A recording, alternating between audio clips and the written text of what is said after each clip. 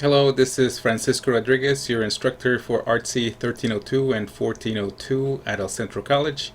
Welcome to week 2 of the summer class. Actually, by now you should be already halfway through the week. I have been grading some assignments already. I've been giving some grades, and if you have any questions about that, please let me know, because some of you may have gotten maybe not the grade you were expecting, but please read the instructions. You can always rework and resubmit your work. Hopefully everything for week 1 can be turned in by the end of this week. Each of the assignments has a due date attached to it. Week 1 is due basically at the end of week 2. Week 2 will be due at the end of week 3. Is there a penalty for not turning in things before the due date? Haven't really decided how I'm going to handle that. If it's 2 or 3 weeks too late, I may be reducing the grade by 5 to 10 points. If it's any later than that, especially if it's toward the end of the semester and suddenly I start to get assignments turned in that should have been turned in weeks before, then definitely expect a lower grade for those. But don't worry, the assignments I don't think are too difficult, and like I said, I'm always here to help. Lots of you have already raced through week 1 and are already turning in assignments for week 2, and I appreciate that very much. Something that I can tell you about some of the stuff that was done in week 1 that I would tell my regular classes. You are a regular class, don't worry about that. I mean the people that I would see in my classroom, is that this, for example, this is the assignment 1.3 from the first week. Hopefully you're not getting lost in the use of layers and the way that transparencies work in Photoshop. Let me zoom in a little bit here. I'm going to press Control 0, and I now see a little bit more of the page. What I mean by transparency is that the image that I see has this checkerboard surrounding it. What that tells me is that there is nothing in this particular area of the assignment, of the file. It's blank. It's as if you were just trying to capture air. If you were trying to grab something that actually had color and an image in it, well, then that is not transparent. Then therefore here I would see this green area around that square, and here I would see nothing except the checkerboard. One thing that confuses people when they start using Photoshop is where the layers are, what they mean. This one, for example, in the end you should have ended up with at least 11 layers on your assignment. You created selections and then copied or cut, rather, parts of the files into new layers. These layers were not renamed, and that's okay. Right now there's only 11 layers, so that shouldn't be too confusing. I can still see a little bit of what each layer contains. The one thing that does confuse people, as I was saying, is that, well, let's say I see that in layer 1 there is a green square. That's this green square right here. Well, let's say I want to move it, or I want to delete it. I want to do something to it. I'm going to use the most basic of the selection tools, and that's going to be the Marquee tool. Something that maybe skipped over in the first assignment. We went straight into making more detailed selections as opposed to simple selections. Simple selection for this one, for this Marquee tool, it's going to be a square selection. It could be a square or it could be a rectangle, just something with corners on it. If I click and I hold the button there, you'll see I have rectangular Marquee tool, which is what I'm going to use. There's the elliptical Marquee tool, which I might have used in one of the examples when you were doing the circles. Then there's a single row and single column Marquee tool. Those will come in handy when you're developing stuff for web pages. Maybe if you're drawing one single line, selecting one column, one pixel out of the whole thing is kind of very specific. We may not be using that until much later in the course. I'm going to stick with the rectangular Marquee tool, and I get my tool appearing.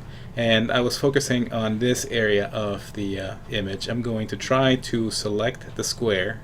So I'm clicking just above it and dragging and holding down the mouse button all the way to the bottom corner. And what people normally want to do at this point, once they make the selection, is, okay, well, I say cut it or copy it. And those are the two most basic things you can do in Photoshop, by the way, is copying and pasting, or cutting and pasting. Copying, of course, makes a copy that's put onto your clipboard, so it's in the memory of your computer. Pasting will just put it back into the layer, or a new layer. Actually, in Photoshop, every time that you paste something, it creates a new layer. But here's the problem, and that is, okay, well, I'm ready to copy, right? Because, or cut, I already have my selection made. I have that little square gone, and I go edit, and I say, okay, let's copy that. And I say, okay, well, let's paste it. Edit and paste right there. And well, something happened. I have a new layer that appeared, layer 12, and let's see what happens when I right click on that and say hide all the other layers. Well, nothing. It's a blank layer. Nothing really happened. Let me right click on this again and show all the layers again, for the exception of the background. I'm going to turn that off by slipping down to the background layer and clicking on the eyeball. Layer 12, since I just created that, I'm going to drag that to the trash can and delete it.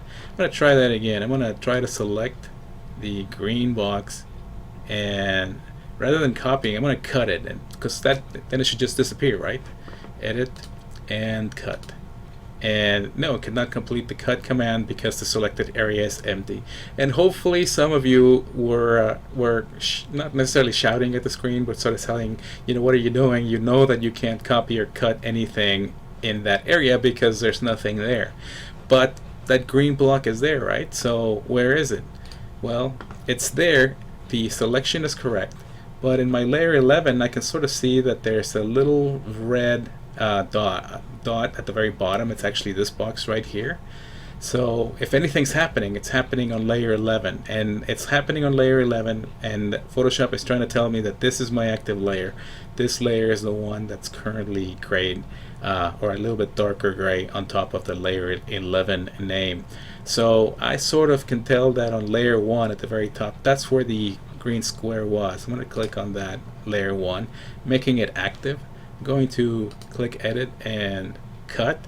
By the way, Control X, Control C, Control V. Be sure to know these shortcuts. These are very important. I keep on mentioning them in my videos, and will do so whenever I speak to you via YouTube.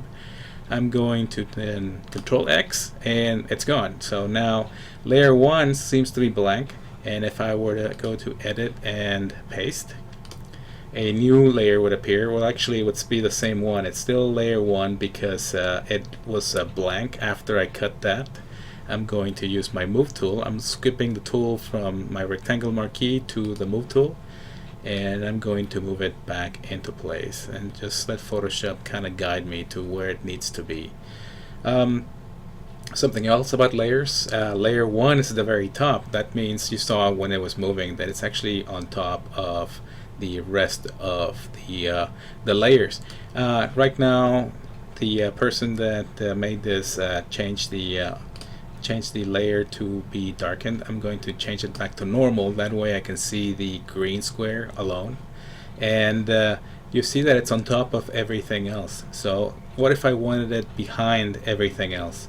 Well, just I am looking at the screen right now forward, so I know that the green block is actually in front of, let me see if I can, so this is your image and the green block is in front of it, so I want to move this block behind it. Don't think of it, we can see it as back and forth, in front of, behind, but don't think of it as it being actually in front of. Think of it as it being on top of. The green square is currently on top of everything else, so it's going to be as if you were looking at it from the top. I'm going to attach a video. Actually, I've already done that, a video to the eCampus in the announcements, and this video is called The Multiplane Camera.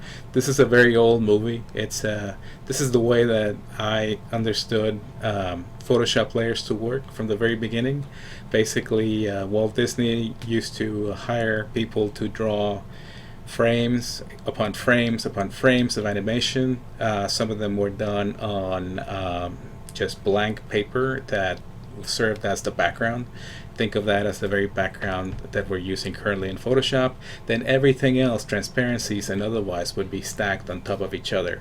And the way that you'll see the things work in this video is that everything works from top to bottom. And that is very much the way that things work in Photoshop. They work from top to bottom.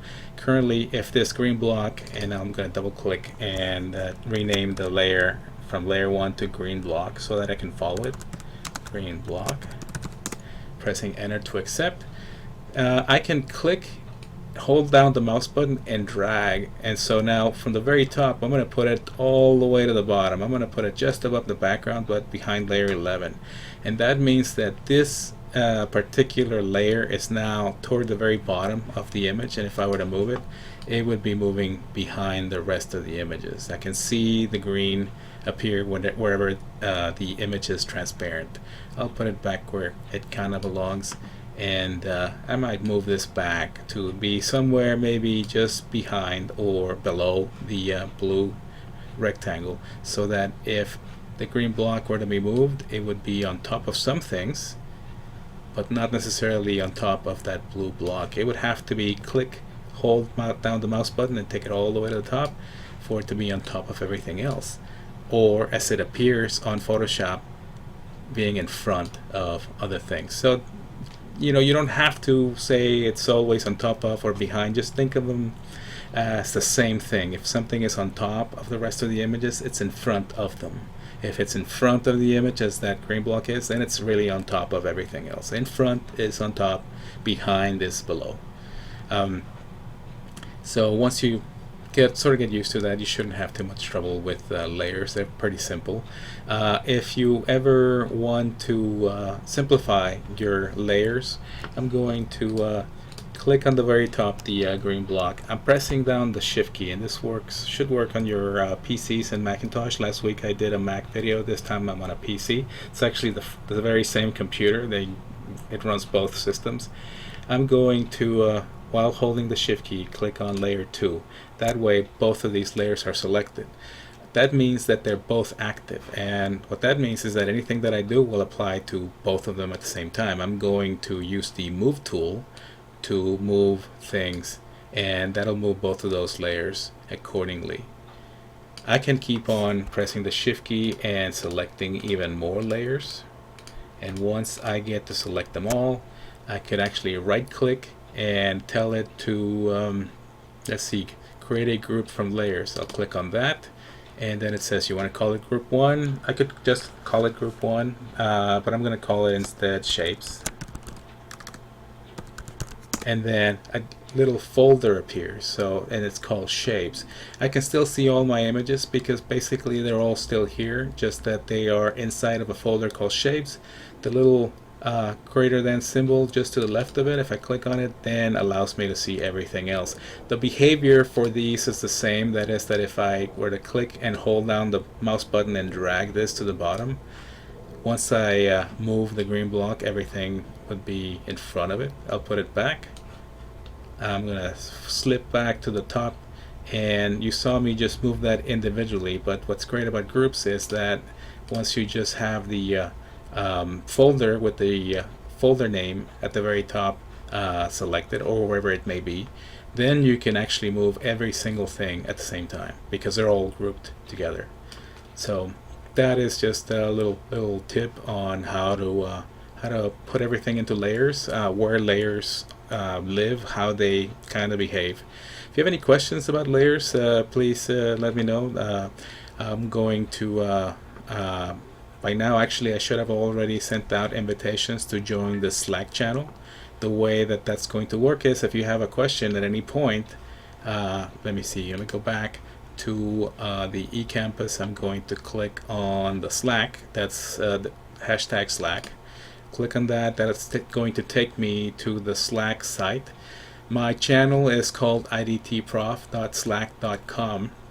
Every channel on Slack, or actually every account on Slack, is independent of each other, so you need to be invited to come in. If you already had a Slack account, if you've already using your Slack account to visit other channels, you need to still accept the invitation that I sent, and you need to create your own unique username for this particular group. That is for everyone's privacy's enhancement. That is so that you won't be confused for somebody else, and hopefully if you were to have a little bit too much fun on the Slack channel, then I definitely know who's doing what. And that way, if you turn in anything in through the Slack channel, I don't foresee that happening. I want to have everything turned in through the eCampus as opposed to Slack. But if it were to come to that, then I know specifically who it's coming from. The way that Slack works is it's just a group that you can use to have a discussion. You can scroll back and you can see what other students in previous classes have used. Some of them have turned in, like I said, not necessarily turned in, but highlighted their work by displaying it here. I've done the same with some of the files that were sent. This is some of the fun that we've had before with the boring exercises that we're working on. Hopefully it's not boring so far. You can have as much fun with it as you want. If you want to go outside of the scope of each assignment, by all means go ahead and do it. If you want to try something different, let me know, and just we'll grade everything independently.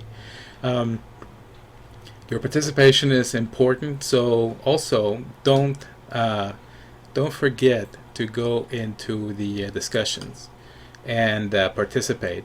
These are worth 10 points each, and each one will give you 10 points. There's going to be 10 of them. There's 10 weeks, and each week you will just come in for a little bit, see what the question is. This time it's going to be there's a lot of advice online about how to use Photoshop, from tutorials to videos and helper applications. Here's a couple of examples, and just submit your own examples of available online Photoshop help. The way that I found Twitter, by the way, is if you go to search.twitter.com, and I don't know if you have a Twitter account. If you do, you can always contact me at idtprof.com. I'll be sure to put that in the discussion as well. I'm just going to say Photoshop. Your mileage may vary, but most often than not, the most popular things about Photoshop, which are actual people, gurus that know how to use Photoshop, will come up first. I'm going to click on Photoshop Gurus and see what they're doing. And these are links to tutorials and other help that's out there. Maybe you can find something really interesting here. Top articles roundup. I mean, what was really cool about Photoshop this week? Maybe you can find out and share with the group. I'm going to close that. And once again, please don't forget to participate on discussions. The discussions will be available for the first 3 weeks after they're posted. After that, they're going to disappear. And what that means, basically, well, maybe they won't disappear, but you might not be able to participate in them. And that means that, your grade may suffer. No need for your grade to suffer. Take a 5-minute break at some point. Say, well, I should go and put something on the discussion board. You have a full 2 to 3 weeks to do each one. No reason why you should get points off for any of the discussion. Once again, if you have any questions, let me know. I will be adding my information in this very discussion board so that you can see it. If there's any tutorials that you think may be confusing or you'd like to know more about, I can by all means create a new video and help you out that way. By the way, on the discussions, if you're interested in what your other peers are saying, I mean, you can always go and see what they're saying by going into the forums. You can see that everybody's pretty much participated almost in the introduce yourself. If you want to be alerted of when something happens here, the way that I do it is to know that I need to go in and grade something. I'm going to go into online resources, for example, and I could create a new thread here. I'll depend on you to be doing that. If it doesn't get moving quick enough, I may be creating my own threads. But you can always click on subscribe, and then anytime that something is posted, then the system will send you an email saying, hey, somebody posted on the forum, and it'll give you a link to go straight into eCampus and check it out. So until next week, I'll be seeing you around online and on on eCampus. And if ever you want to visit El Centro College at the downtown campus, send me an email, and we can definitely meet up somewhere in the building, specifically actually in the IDT lab B267 at El Centro College in downtown Dallas. We'll see you later.